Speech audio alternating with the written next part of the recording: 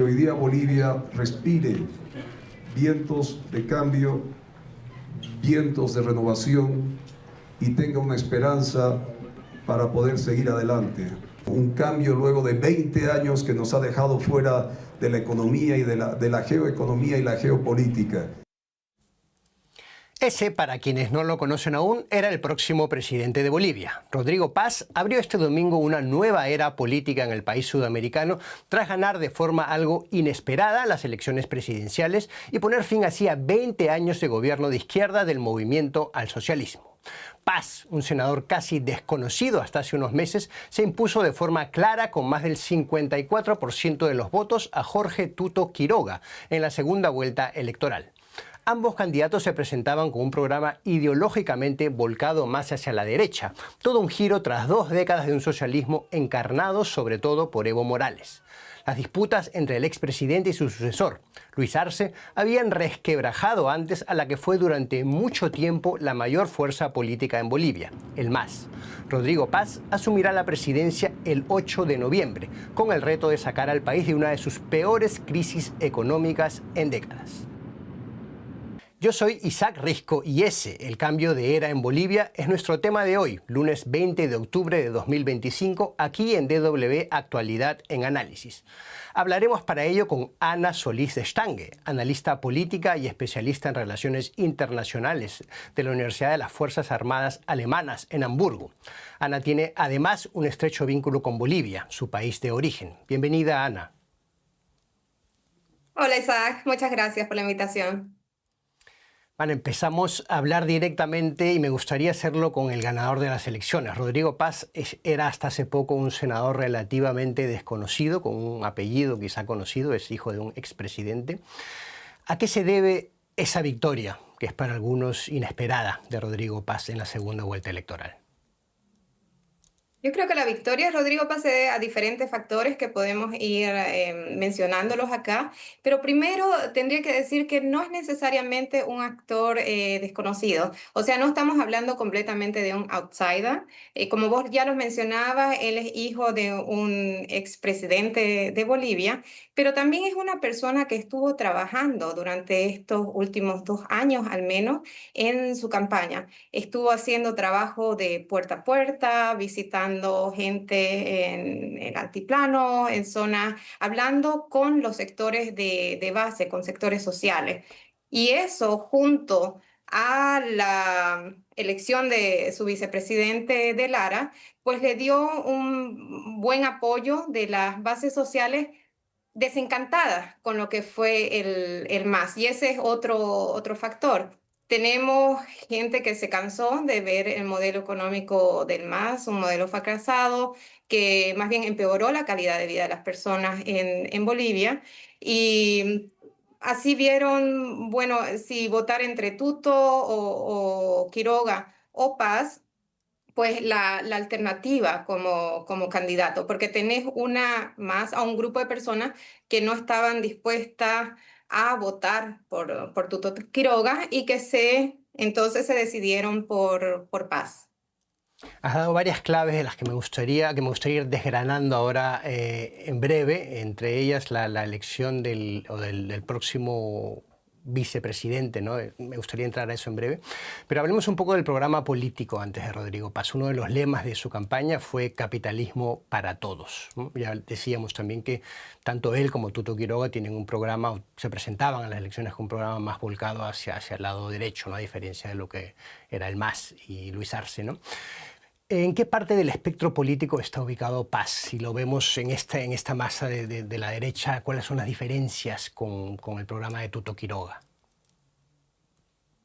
Eso es un poco más complicado exactamente de decirte, bueno, en qué posición, si de izquierda o derecha se encuentra. Te diría que lo identificaría más de centro derecha, precisamente por las propuestas políticas, económicas políticas que ha hecho. Y como vos mencionabas, propone esto, capitalismo para todo. En realidad, si vos ves las dos propuestas económicas que tenían tanto Tuto Quiroga como Rodrigo Paz, son bastante similares.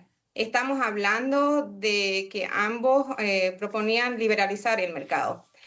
y dejar que el Estado deje funcionar, deje producir. Ahora, ¿cuál ha sido la diferencia o de qué manera se ha destacado la propuesta económica de Rodrigo Paz, que ha tomado este lado más social? Entonces, si bien por una parte está su foco en liberalizar la economía boliviana, también habla de esta estabilidad económica, pero con un resguardo social.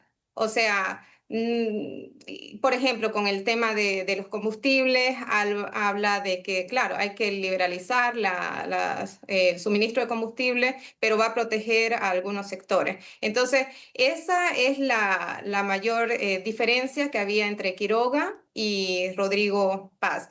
Está también entre sus políticas o las decisiones que debe tomar. Es finalmente, como te decía, el suministro de combustible, es estabilizar el precio, el tipo de cambio en Bolivia, es también finalmente dejar que la gente trabaje, dejar que la gente, ha dicho que todas las trabas del Estado que se tuvo durante estos últimos 20 años, durante la época del MAS, bueno, que va a destrabar la economía boliviana con todos esos controles de exportaciones y más, y va a dejar a trabajar a la gente. Y eso es realmente importantísimo, porque estamos hablando que la economía boliviana es una economía principalmente informal. 85% de la economía es informal. Y por otra parte, los sectores productivos han sufrido demasiado este último tiempo, ¿no? Con todas estas políticas de restricciones del gobierno del MAS. Y por lo tanto, eso va a ser clave, por ejemplo, para el sector agropecuario, minero, y ojalá que esto también permita nuevamente atraer inversiones privadas, que es lo que necesita el país. Nos dabas unas pautas para entender los matices que hay, las diferencias ligeras que hay entre las propuestas de lo que era la propuesta de Tuto Quiroga y lo que es ahora la propuesta de Rodrigo Paz. Y hablábamos también de que Bolivia atraviesa una de las peores crisis económicas en décadas, ¿no? Marcada sobre todo por eso que ya mencionabas, que es la falta de combustible. ¿Qué margen tiene Rodrigo Paz cuando asume el gobierno para hacer frente a esa crisis sin que todo conduzca, o sea, si se cumple el programa que él anunciaba, un poco igual que Tuto Quiroga, de recortar subsidios, ¿qué tanto margen va a tener para conseguir hacer esas reformas sin que haya un gran descontento social? Yo creo que, por un lado, son importantes dos cosas. Primero, es que tome las decisiones rápidamente. El país no puede seguir esperando y hay el riesgo de estar esperando en tomar decisiones que van a ser dolorosas en un primer momento, pero que tiene que tomarse para que el país finalmente salga de eso. Y creo que la gente es consciente de esto. La gente sabe que va a tener que tomarse decisiones económicas un poco difíciles, pero que es para un primer momento. Y después, bueno, va a empezar nuevamente a producir el país.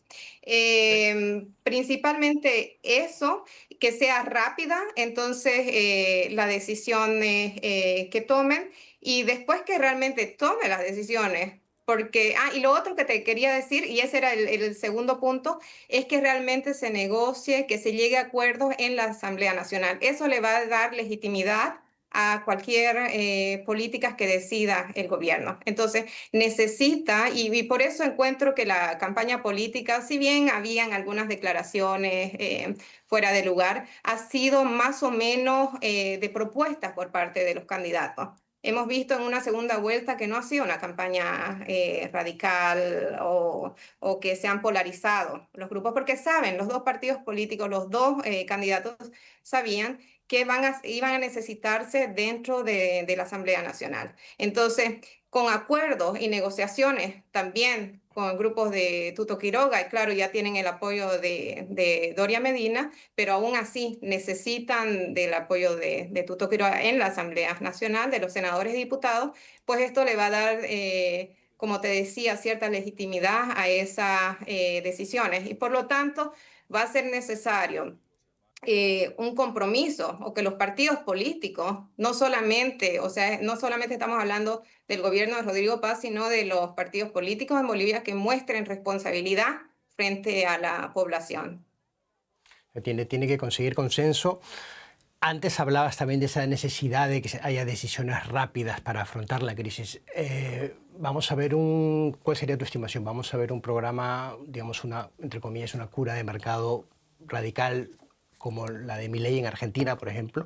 ¿O va a haber un programa más matizado? ¿Cuál sería tu vaticinio? Mira, yo creo que va a ser un programa más matizado. Esperaría que, claro, sea un poco más las decisiones de liberalización realmente se den. No sé hasta qué punto es posible sostener, o por lo menos sostener con el tiempo, lo que ellos llaman un poco esto de dar o mantener a ciertos sectores ciertos privilegios económicos, ¿no? Porque tienen que ver que durante la época del MAS y con gobiernos de Evo Morales, eso no es sostenible. No es sostenible la economía. Entonces, probablemente en un primer momento lo pueden hacer así, pero no se puede sostener en el tiempo. Hay que dejar, como decía, que los sectores productivos sean los que generen el empleo y sean los que reactiven la economía. Así, para responder más a tu pregunta, no veo decisiones tan en la dirección de Milei, pero sí veremos liberalización de la economía boliviana, que es necesario. O sea, la gente sabe qué es lo que tiene que hacer. Ahora, claro, está este riesgo que se dejen conducir por temores a los sectores sociales, pero si no tenés una Es, economía fuerte o más fuerte, no vas a tener una estabilidad política tampoco. De los sectores sociales me gustaría hablar en breve. Volvamos antes también brevemente a los rostros de este cambio político, de esta nueva era en Bolivia. Se estima que gran parte de la popularidad que ganó Rodrigo Paz en la campaña se debe a su compañero en la fórmula presidencial, tú lo mencionaste ya, ¿no? El ex policía Edman Lara, conocido como el Capitán Lara, si no recuerdo mal en la campaña entre la población, ¿no? Exactamente. ¿Qué tanto protagonismo va a tener Lara? ¿Y cómo es esa relación entre Rodrigo Paz y Edman Lara ahora? Mira, esa dupla al principio, y si la vemos durante la primera vuelta, fue una función o un complemento casi perfecto, ¿no? Decimos con Rodrigo Paz y su propuesta de, ok, liberalizar la economía boliviana, este capitalismo más social, y con Lara, quien logró a través del uso de redes sociales, a través de su historia un poco, ¿no? O esto, lucha contra la corrupción dentro de la policía, pues logró realmente llegar a una base popular mucho más grande. Entonces, esta dupla durante la primera vuelta ha sido realmente clave para el éxito.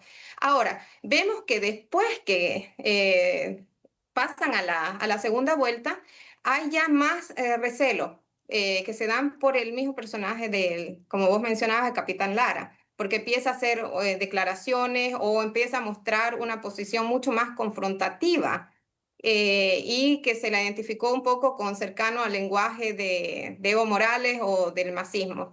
Eh, Después se ha moderado. Yo creo que ahí va a ser clave que haya moderación por parte de Lara, de Capitán Lara, si bien representa a este sector social que es muy importante en Bolivia y muy importante que se vean también los intereses de ellos, pues tendrán que realmente seguir en el complemento que se vio durante la primera vuelta entre ambos. Por lo tanto, Lara tendrá que moderar ese discurso confrontativo que ya la ciudadanía boliviana ha demostrado que no lo quiere, o sea, ya lo vivió muchos años y los bolivianos lo que quieren es poder trabajar, lo que quieren es poder volver a vivir una vida relativamente normal, de poder acceder a dólares, de poder acceder a alimentos. Y clave, como te decía, entonces será una moderación por parte del discurso de Lara. ¿Fue Lara la figura clave para abrirse o para ganar el apoyo de esos sectores más al centro, quizá más hacia la izquierda, más cercanos a lo que fue antes el MAS? ¿Fue Lara ese apoyo decisivo para Paz para ganar las elecciones? No le daría tanto te diría que clave, te diría que ha sido importante, pero no clave. Tenemos que recordar que fue el propio masismo, que fue las propias peleas entre el MAS y Arce que ellos mismos se dispararon al pie. O sea, ellos mismos mostraron que no eran creíbles más como partidos políticos, además del desastre económico que hicieron con el país. Entonces, creo que hay otros aspectos y otros elementos que se deben considerar, pero también reconocer que ha sido muy importante la presencia de Lara como candidato a vicepresidente, pero no el único elemento que por ello se ha logrado la victoria de Rodrigo Paz. Por eso mencionaba al principio que también hay que ver el trabajo que estuvo haciendo Rodrigo Paz, ¿no? Y lo otro es también que un grupo de gente que no estaba dispuesto a votar por Tuto Quiroga, o sea, ya como Otro de los rechazo, factores que mencionabas era el la MAS y Evo de Rodrigo Morales, Paz. al MAS y Evo Morales me gustaría volver en breve, al MAS y a Evo, ¿me escuchas? Sí, ¿no? Al MAS y Evo Morales me gustaría volver en breve, pero antes vamos a ver un poco cómo cambia el panorama internacional, ¿no? Entre las promesas de cambio que se esperan de esta nueva era política está un posible giro en la relación con Estados Unidos, ¿ya? Y ya el secretario de Estado estadounidense, Marco Rubio, habló de una oportunidad de transformación para la relación entre estos dos países. ¿Cuál crees que podría ser la relación del nuevo gobierno de Paz con Washington a partir de ahora? Yo creo definitivamente mucho mejor que la relación que tuvo Bolivia durante los últimos 20 años. Es más, él ha estado en Estados Unidos.